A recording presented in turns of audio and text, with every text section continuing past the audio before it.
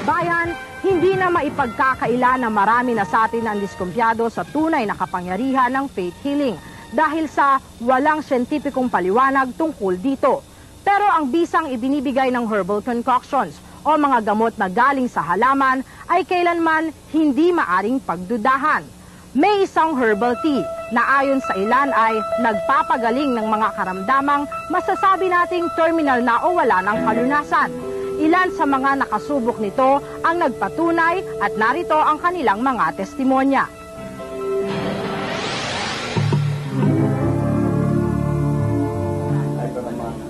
Ang Glow Herbal ay isang klase ng inuming tinimpla ni Ginoong Rey Herrera o mas kilala sa tawag na kare mula sa iba't ibang klase ng punong kahoy at halaman. Sinubukan niya itong timplahin at inumin noong 1994 nang siya'y taningan na ng doktor dahil sa kanyang sakit na diabetes na nauwi sa malignant tumor sa likod. Kamukha yung mga dahong makahiya, hindi naman hinahatol ng iba yan. Sabi nga ng mga kababata ko noon, baka ikaw madisgrasya ka dyan.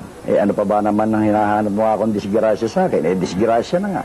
Cancer na nga sakit Hanggang sa nung bumaba ang aking blood sugar, hanggang sa magnormal ang aking blood pressure, hanggang sa mawala yung bukol.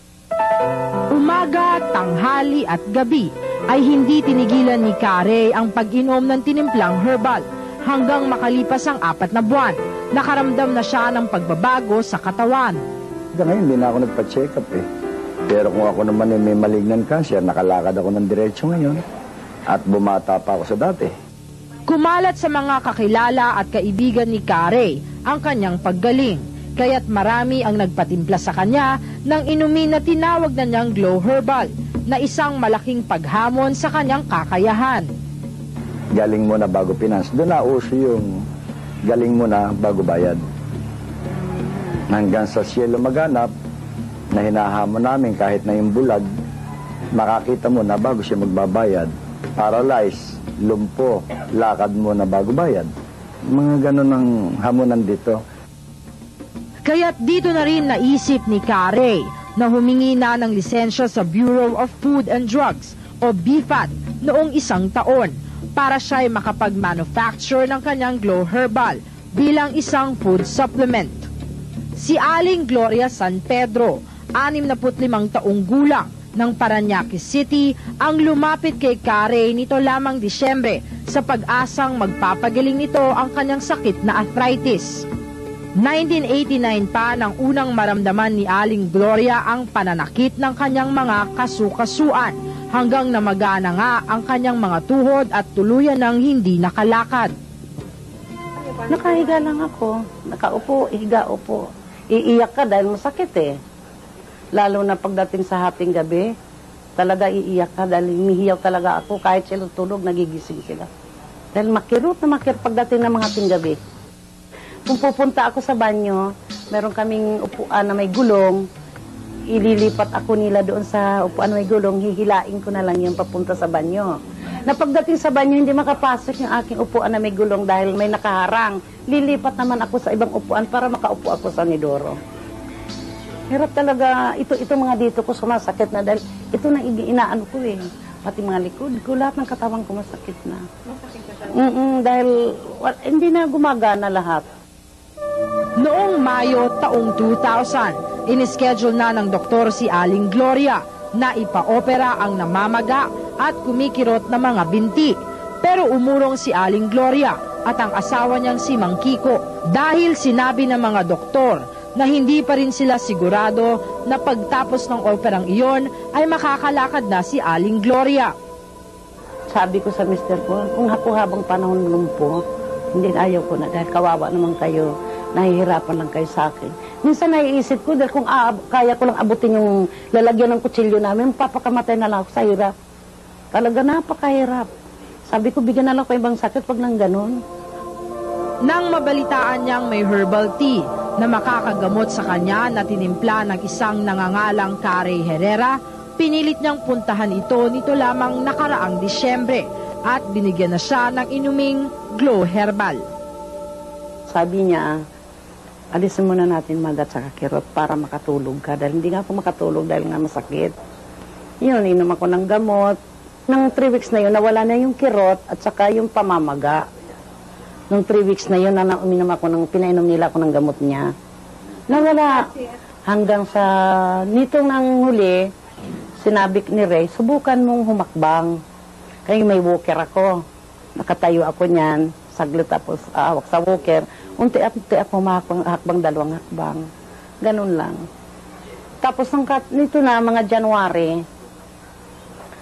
to February na yata. Ito na ang February. Yun, nakakaano na ako. Nakakalakad-lakad na ako dito sa loob ng bahay. Pero may saklay ako. Hindi pwede walang sakyan, matutumba ako eh. Ito na lang malapit na matapos ang February, hindi na ako nagsasaklay. Kasi araw-araw pinapractice ko talaga sarili. Gusto ko talaga makalakad.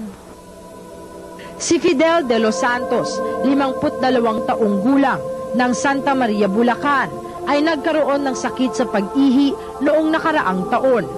Nung unay, ang akala niya'y nirarayuma lamang siya dahil binabalakang ito at nahihirapang maglakad. Pero nang magpatingin sa doktor, sinuri yung aking dugo, tapos yung ihi ko. Sabi niya, positive sa prostate. Kaya hindi na ako maihi nun. Nilagyan na agad ako ng catheter.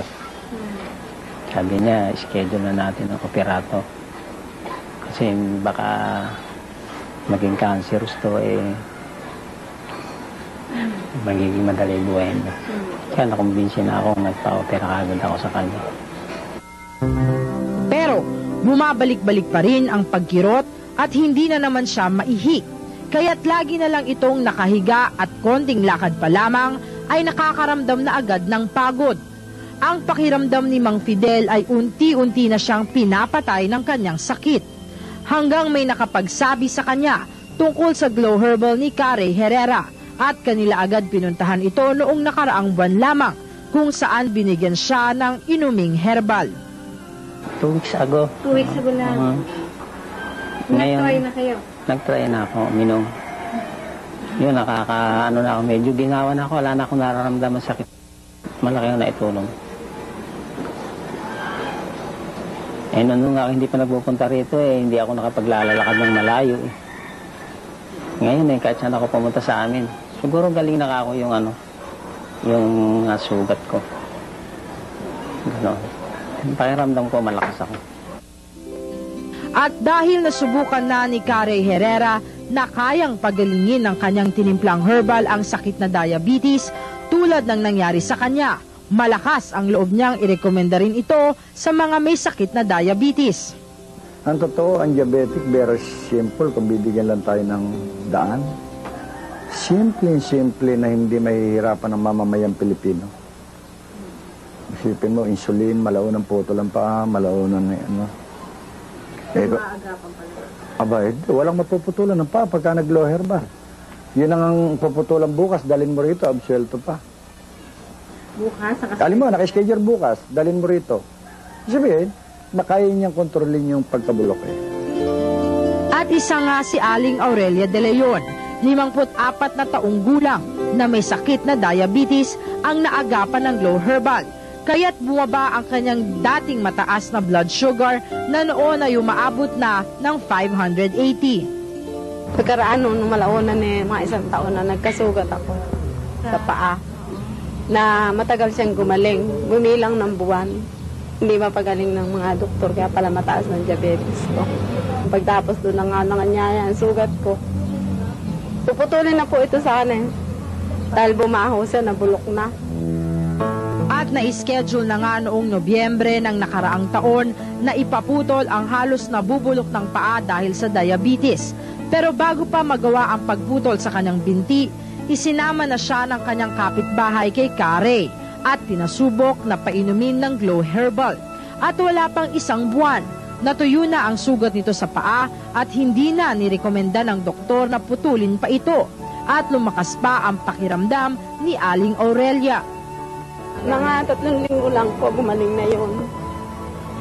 Yung wala na akong nararamdamang panlalambot, hindi ko na nararamdaman yung palagi kong nararamdaman ng mga araw na nagdaan yung na lumalabo ang mata ko, nalalambot ako. Yun yung paa ko eh. Awa ng pulo, baling na ba?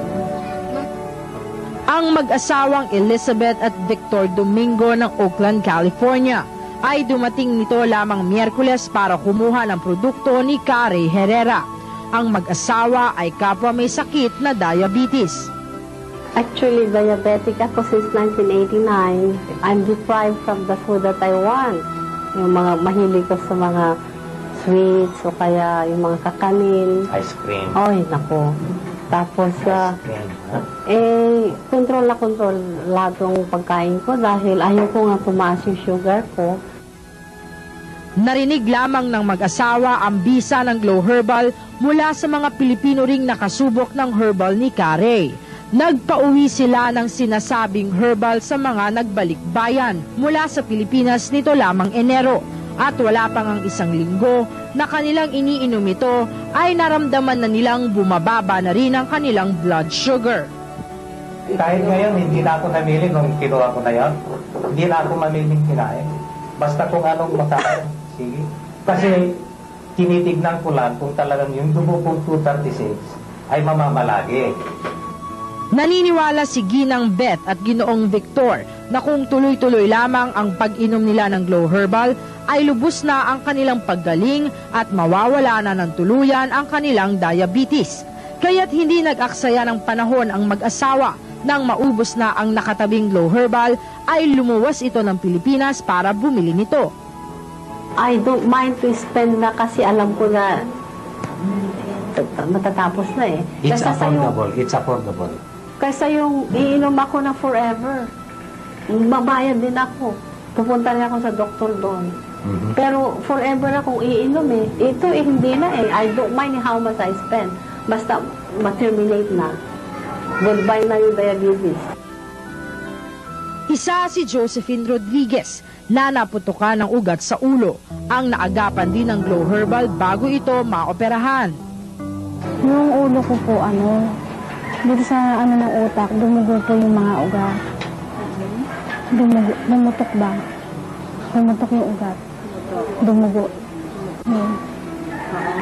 Tapos, sabi nila, operahan daw ako.